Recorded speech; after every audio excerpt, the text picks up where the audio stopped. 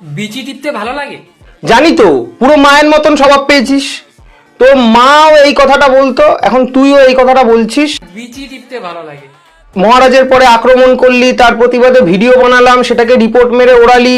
এইগুলো তো তুই মানে করবি, সেটা তোর স্বভাব চরিত্র এবং তোর মুখ দেখলেও বোঝা যায়। আর পাথর মারা, বোম মারা, হিন্দুদের দেবী দেবতাদের গালাগালি করা, হিন্দু মহিলাদের অসম্মান করা, তাদের দেখে কুমন্তব্য করা, তাদের ভিডিও নিয়ে কুমন্তব্য করা, এইগুলো তো জন্মগত অধিকার। মানে তুই যেই ধ্যান ধারণাকে ফলো করে চলিস, তাতে এগুলো তোর জন্মগত অধিকার। তোকে একদম এগুলো একদম মাতৃগর্ভ থেকে শিখে আসা একটা ব্যাপার থাকে, কোনো আলাদা ট্রেনিং এর জন্য লাগে না তোর। কিন্তু ঘটনা হচ্ছে, আমি জানতে চাই যে তুই পেট চালানোর জন্য কি করিস, তোর কাজটা কি? বিচি টিপা। ধর তোর সাথে কি শত্রুতা রাখবো আমি? তোর সাথে কোনো শত্রুতা নেই।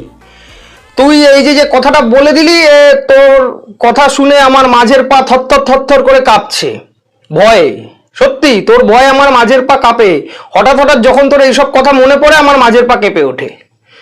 তুই ফট করে এইসব কথাগুলো বলছিস, তোর সাথে কি শত্রুতা রাখবো?